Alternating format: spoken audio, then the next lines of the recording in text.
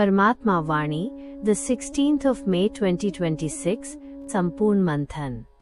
ओम नमः शिवाय। 1। मुख्य बिंदु, अपनी कमियों और भूतों यानी विकारों की जांच करना। समझानी।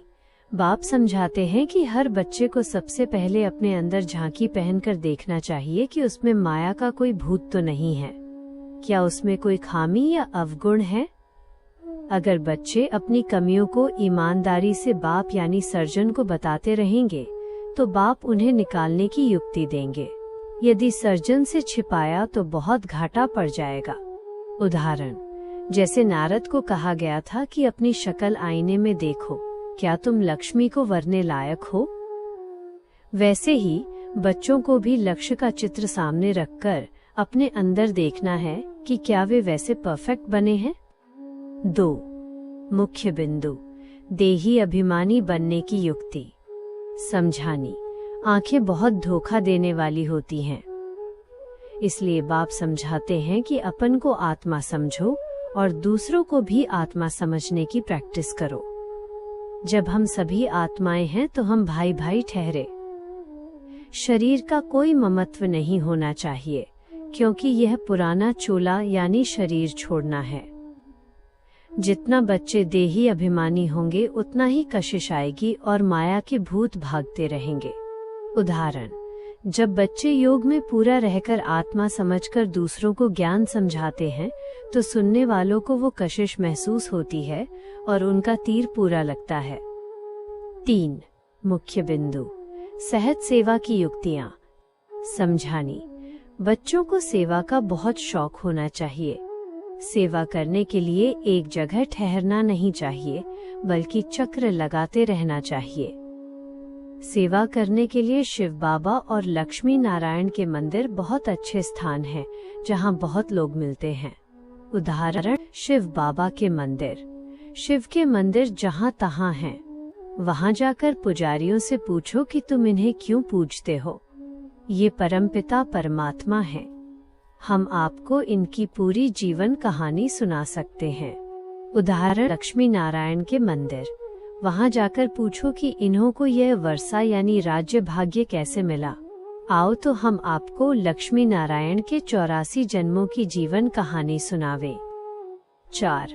मुख्य बिंदु, गृहस्थ व्यवहार और रूहानी दिनचर्या। समझानी। बाप कहते हैं कि गृहस्थ व्यवहार में जरूर रहना है, नहीं तो कहाँ जाएंगे। लेकिन उसमें रहते हुए भी बुद्धि में ये रखो कि ये पुराना शरीर और पुरानी दुनिया सब विनाश होनी है। अपन को आत्मा समझकर बाप को याद करते रहना है।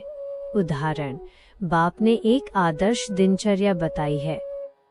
8 घंटा धंधा आदि करो, 8 घंटा आराम भी करो, बाकी 8 घंटा बाप से रूहान यानी आत्मिक वार्तालाप और रूहानी सेवा करो। स्वमान। मैं संगम युग के महत्व को जानकर हर संकल्प और सेकंड को जमा करने वाली एक अमूल्य रत्न आत्मा हूँ। वरदान। अमूल्य रत्न भव। विस्तार। संगम युग के महत्व को जानते हुए हर संकल्प और सेकंड को जमा करो, उसे व्यर्थ न गवाओ। सेकंड की वैल्यू भी बहुत बड़ी है, क्योंकि समय के वरदान से ही तुम अमूल्य रत्न बनते हो। जो बच्चे स्वयं को अमूल्य रत्न समझते हैं, उनके संकल्प और सेकंड भी अमूल्य रीति से व्यतीत होते हैं। रूहानी योग कमेंट्री। ओम नमः शिवाय।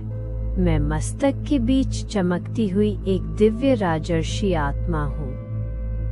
देह और इस पुरानी दुनिया के बंधनों से न्यारी एक शांत स्वरूप आत्मा। मैं अपने सच्चे सर्जन बेहद के बाप शिव बाबा के सामने बैठी हूँ। बाबा, आपकी पावन दृष्टि मुझ पर पड़ रही है। आपकी रूहानी किरणें मेरे अंदर की बची खुची कमियों, खामियों और माया के सारे भूतों को भस्म कर रही हैं। मेरा आंतरिक आईना बिल्कुल साफ हो रहा है। मैं स्वयं को भाई भाई की आत्मिक दृष्टि में स्थित करता हूँ। मैं इस संगम युग के एक एक अमूल्य सेकंड और श्रेष्ठ संकल्प को बाबा की याद और सेवा में जमा कर रहा हूँ। बुद्धि में बस यही धुन है। अब हमें पावन बनकर अपने घर शांति धाम वापस जाना है। मैं सर्वगुण संपन्न परफेक्ट फरिश्ता बन रहा हूँ। ओम नमः शिवाय।